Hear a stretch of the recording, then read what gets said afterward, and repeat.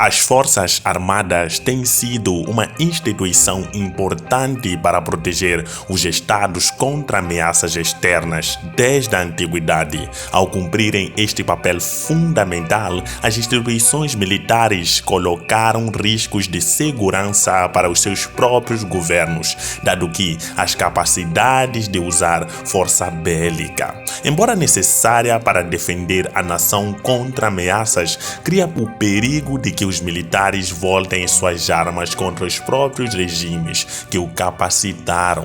O pessoal militar pode alimentar conflitos civis e minar a estabilidade dos regimes políticos, principalmente em estados com frouxo controle político dos militares.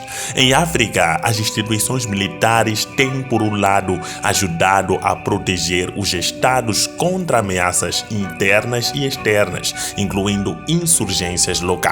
Por outro lado, desestabilizaram vários regimes políticos através de golpes de Estado. Esse fenômeno tem sido relativamente comum em estados africanos pós-independência, levantando assim várias questões, incluindo como compreender a relação entre a política e os golpes de Estado. Este vídeo contribui para a discussão ao destacar como os golpes são uma continuação da política por outros meios, particularmente na África Ocidental, onde desestabilizaram vários regimes políticos. Golpes militares em África. Os estados africanos experimentaram mais de 200 aquisições militares entre as décadas de 1960 e 2012.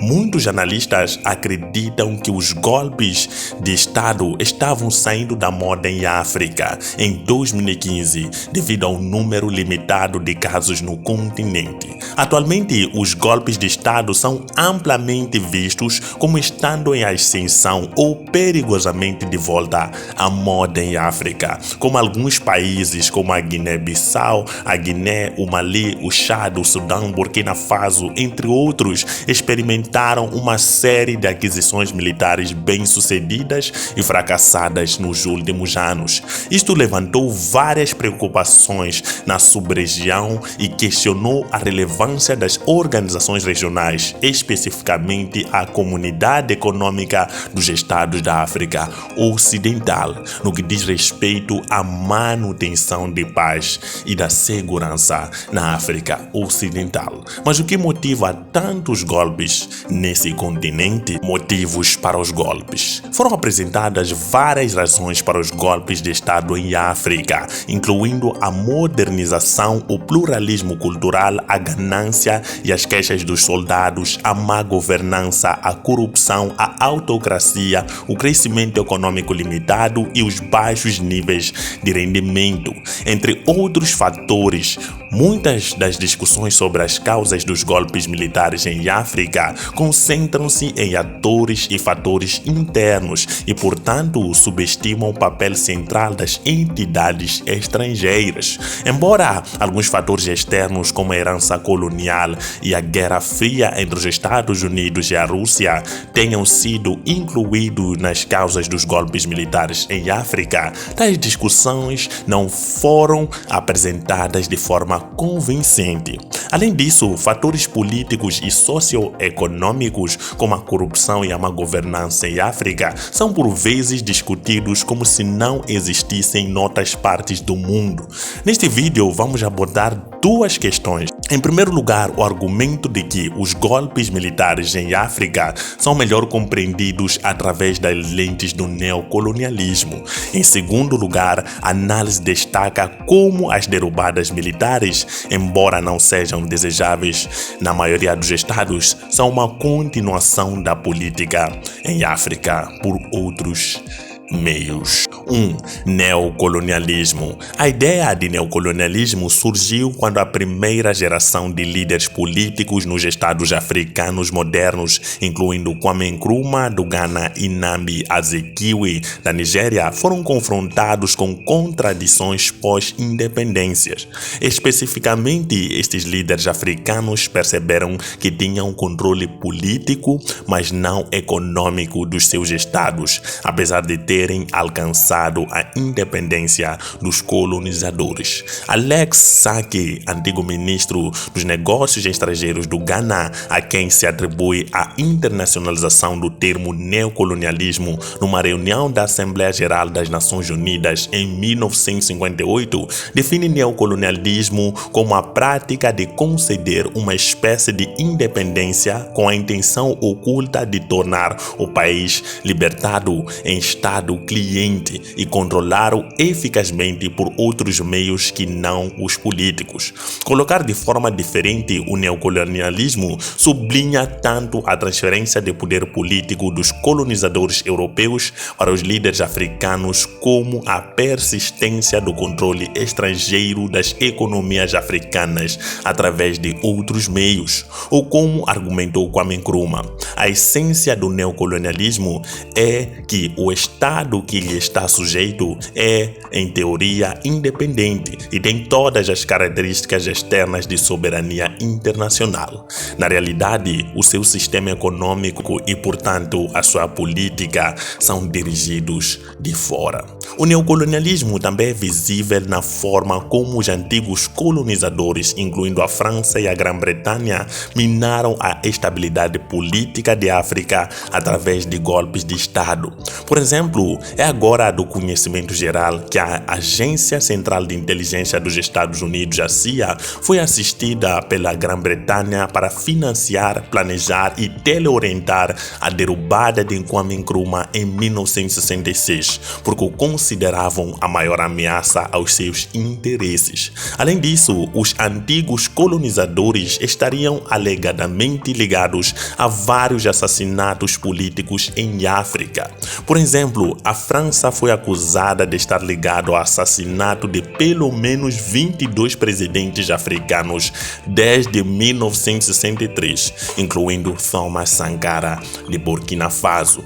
Resumindo, a ideia de neocolonialismo ajuda a compreender como os intervenientes estrangeiros e locais se unem para alimentar golpes militares em África, entre outras ideias. A maioria dos estados da África subsaariana ainda pode ser classificada como neocolonial, uma vez que continua a depender fortemente do apoio externo, incluindo ajuda militar e econômica para sua sobrevivência. Neste contexto, as potências estrangeiras consideram relativamente fácil alimentar problemas políticos e socioeconômicos, incluindo golpes de Estado na África subsaariana, sempre que isso ajuda a promover seus interesses. Tendo discutido os golpes militares em África através das lentes do neocolonialismo, agora vamos perceber como os golpes podem ser uma parte da política africana.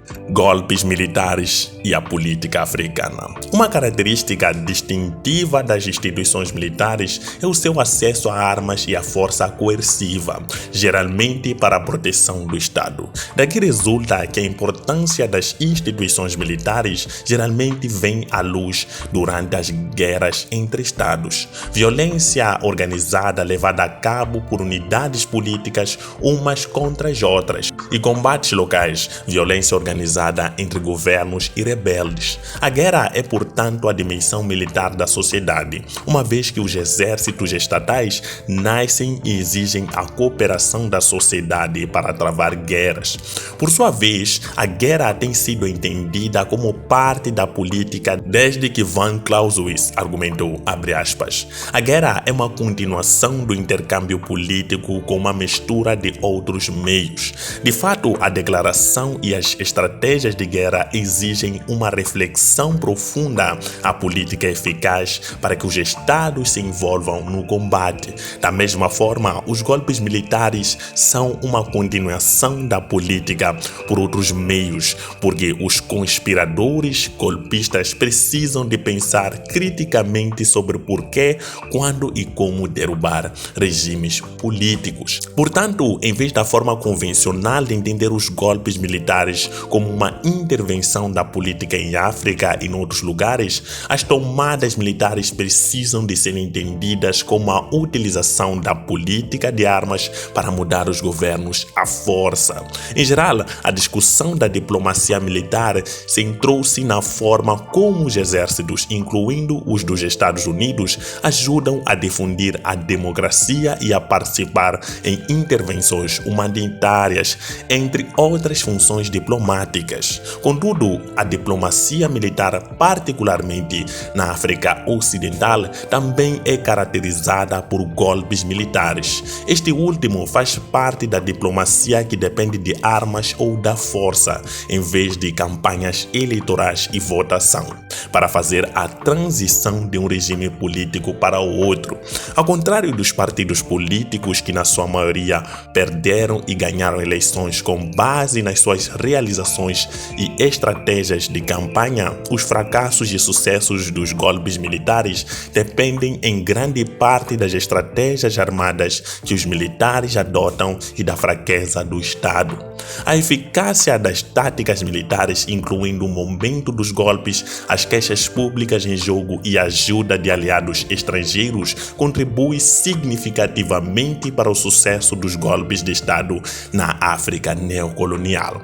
Embora o mandato dos regimes militares que assumem o poder político através de golpes de Estado possa ser de curta duração e não estar sujeito a regras constitucionais, eles assumem o controle total dos estados durante o seu mandato, tal como fazem os governos democraticamente eleitos. Em resumo, os golpes militares são uma continuação da política por outros meios, especialmente na África Ocidental, onde os sistemas políticos favorecem apenas as classes políticas em detrimento das massas. Ao contrário dos governos democráticos com mandatos políticos baseados nas contribuições e nos resultados eleitorais, entre outras coisas, o mandato político dos líderes do golpe militar decorre do cano da arma.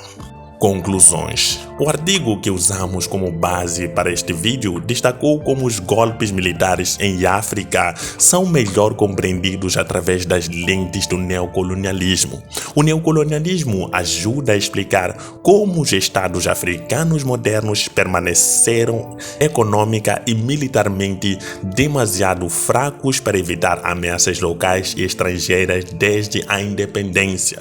O forte envolvimento de potências estrangeiras em golpes militares e assassinatos políticos em África, bem como a adoção de moedas neocoloniais como o franco CFA pelas antigas colônias francesas em África, sublinha a persistência do neocolonialismo. Além disso, o artigo discutiu por que os golpes militares são uma continuação da política por outros meios. Isto é particularmente evidente na África Ocidental, onde as tomadas militares são relativamente comuns em sistemas democráticos que favorecem apenas a classe política. A compreensão atual de uma organização política em África tem sido largamente